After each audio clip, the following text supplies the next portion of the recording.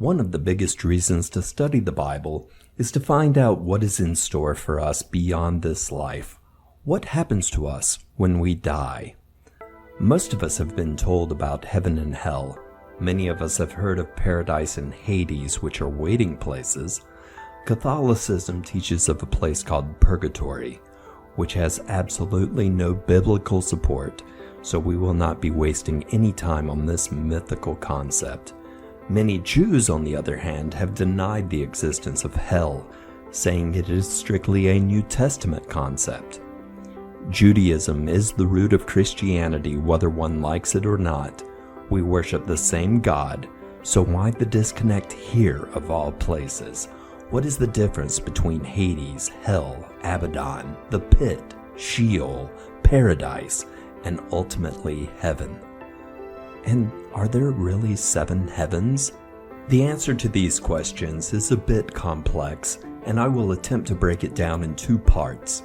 This is the Afterlife Part 1.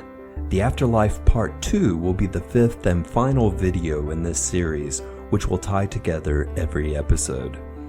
This study will not be as in-depth, but a surface study, a primer into the afterlife with a specific direction in mind. It is my preference to dive deep, but I do have self-imposed time limits in this series. I would skip this topic to reserve for a deeper study, but it is essential to get at the core of our current series. If there is a demand, I will consider a much deeper study in the future. Let's start with hell. Is hell in the Bible or not? As a quick reminder, the Old Testament was written in Hebrew. The New Testament was written in Greek. This is a very important thing to remember as we proceed. The reason for this is a separate lesson in itself that will not, unfortunately, be covered in this particular series. We'll save that for another time. Let's take a close look at the word hell and its mention in the Bible in different translations. The King James Version lists the word hell 31 times in the Old Testament, 23 times in the New, for a grand total of 54 times. The New King James Version has 19 listings in the Old Testament with 13 in the New, totaling 32. The American Standard has the word hell listed 13 times in the New Testament, but 0 times in the Old. It is the same way for the NIV, the New American Standard, and the Revised Standard. The English Standard has 14 listings in the New Testament with 0 in the Old. The New Living Translation has 1 in the Old Testament and 16 in the New. The Hebrew Names Version and Young's Literal Translation both have no reference to the word hell at all. Some of you probably think I wasted a bunch of time searching this word up on blueletterbible.org and getting back their count for each version. Yeah, those people would be right. In Hebrew, the word hell does not exist. There are 2 words translated as hell in the Old Testament. Sheol, Strong's reference H7585, used 63 times in the Old Testament, sometimes as grave or pit. Abaddon, Strong's reference H11, which is the pit, used 5 times in the Old Testament. 3 out of 5 of these references are in the context of Sheol. Abaddon is the place you do not want to go when you die, when referencing the Old Testament. So the Jews were right about the Old Testament, but what about the New? I'll save you a bit of hassle here. The word hell isn't properly translated anywhere in the text of the Bible, Old Testament or New. Hell isn't rooted in Hebrew or Greek. Hell is an English word from the Saxon Helen, meaning to cover or hide.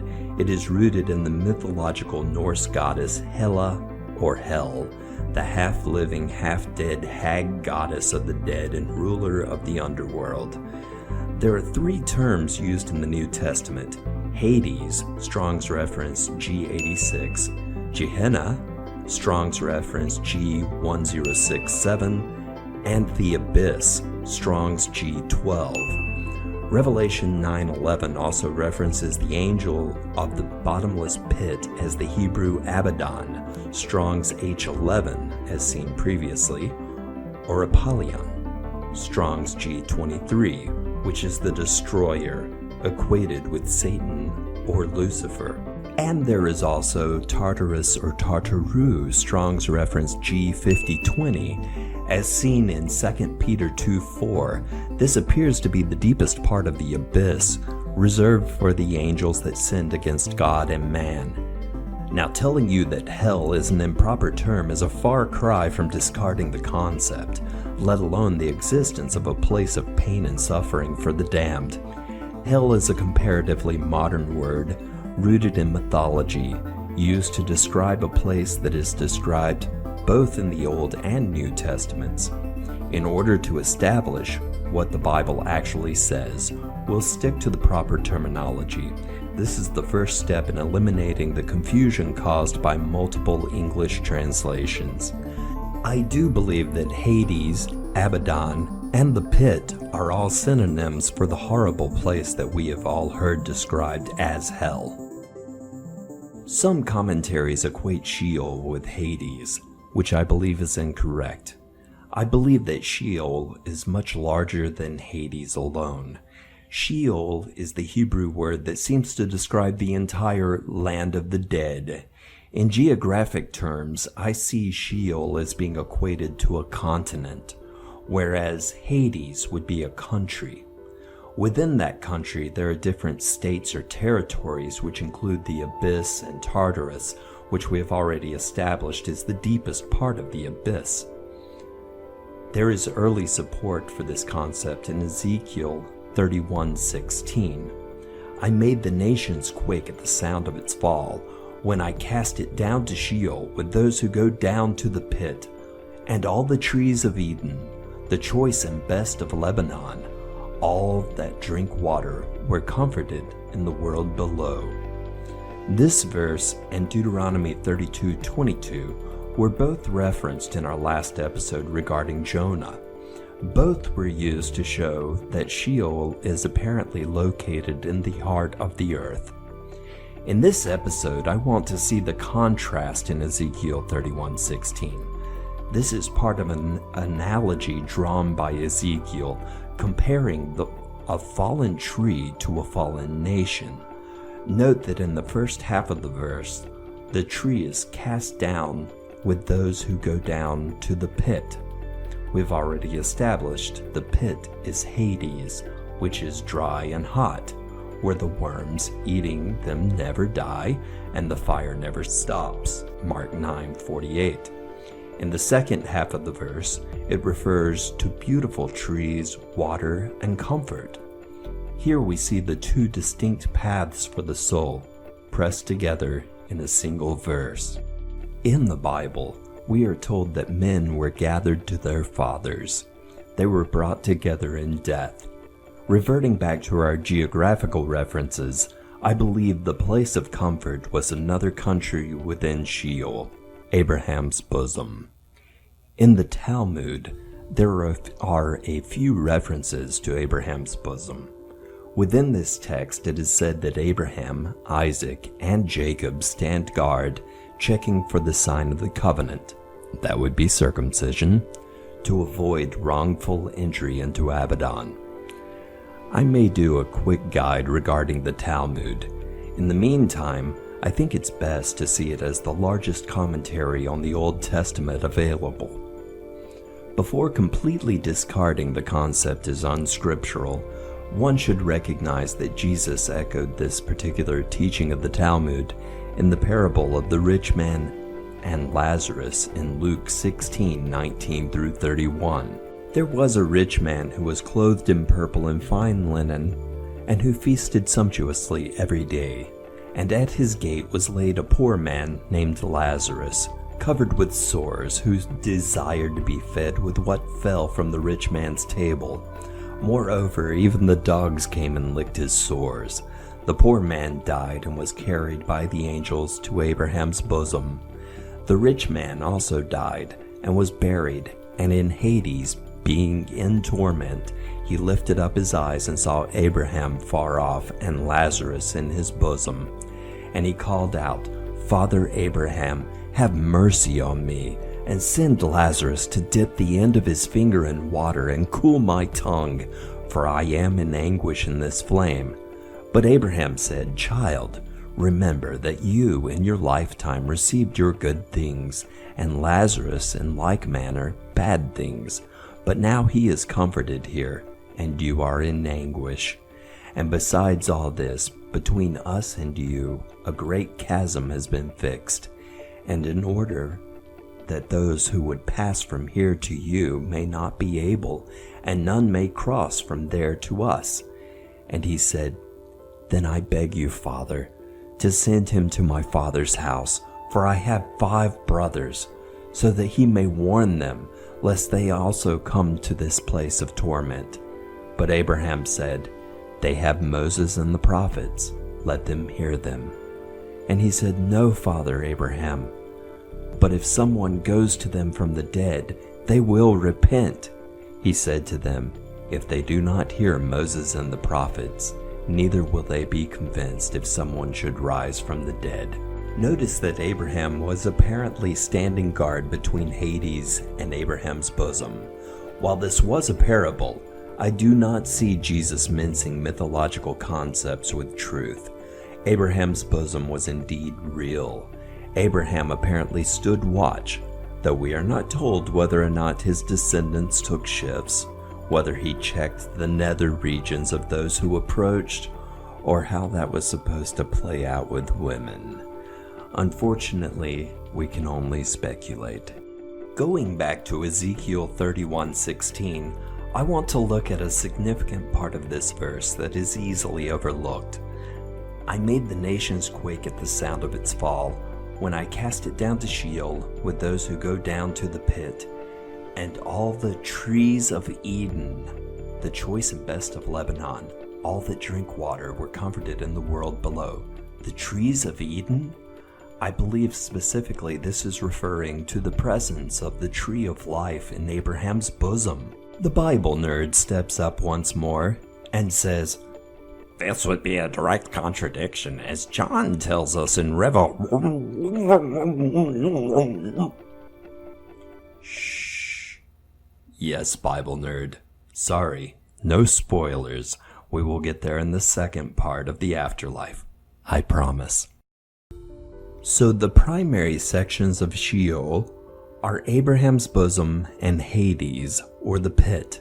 While Abraham's bosom is only mentioned in Jesus' parable, it is worth noting that the word paradise is a synonym. Abraham's bosom housed paradise. Back to Jesus' parable. In Luke 16:26, Abraham described a great chasm that is fixed between Hades and Abraham's bosom. I picture this looking something like the Grand Canyon, only much deeper. It is my belief that instead of a river in the base, it is Gehenna, or the lake of fire waiting at the bottom. Abraham describes this chasm as uncrossable. The pit obviously runs lower than Abraham's bosom and is subjected to the heat and fire, perhaps lava, from the lake of fire. This is the same lake of fire that we are told of in Revelation 20:14 and 15. We are told that Hades, and presumably its residents, would be dumped into the lake of fire along with anyone whose name is not written in the book of life. As a quick aside, in Luke 16:22, we are told that Lazarus was carried to Abraham's bosom by angels. We are told the rich man was buried and found himself in Hades and in torment. We are not told how the damned are delivered in the Bible. There are apocryphal books that describe demons carrying the souls of the damned into Hades, but there is nothing specific within the 66-book canon. So what about 7 heavens? An ancient Greek concept was developed further within the Talmud. It makes for an interesting read, but there is very little scriptural support. If you'd like to look into it, I have provided a starter link in the description. It is a Wikipedia article, but if you follow the footnotes, you can take it much deeper. So are there multiple heavens? Yes. Genesis 1:1, when properly translated, reads, "In the beginning, God created the heavens and the earth." This is echoed in Genesis 2:1, with "Thus the heavens and the earth were finished." There are 3 heavens in the Bible. The first is the sky, the second is space, the third is heaven proper, or the heaven of heavens, which houses the throne of God. It is important to distinguish between these 3 heavens when reading scripture. For example, Judges 5:4 describes heaven dropping. While this is certainly a biblical event, it is not biblical in scale per se, as it was describing a terrible thunderstorm. The first heaven dropped, meaning the cloud cover was thick and low. 2 Corinthians 12:22 tells us about Paul being caught up into the 3rd heaven. We will cover more of that in the second part of the afterlife. Before continuing our study of the afterlife, we must discuss a major hurdle. At least that is how I believe Jesus saw it. Jesus was raised as a Jew. He learned everything the Jews were taught, a good bit of which is contained within the Talmud today. He did have a bit of an advantage since he knew which parts were true. Those of us who have studied the Bible likely have our favorite heroes. You may be surprised to find that some of the same heroes we hold dear aren't held in the same light in Judaism. We need to discuss one of those before we proceed to the final episode in this series. We're going to talk about the man who is considered by some to be the biggest jerk in the Bible. It is an important segue to our final episode. I'm not going to say who it is yet, but I do anticipate a flood of comments. Like, comment, and subscribe. Hit that bell to be notified of the next lessons. Please share this far and wide. The description contains all the verses covered here along with study notes.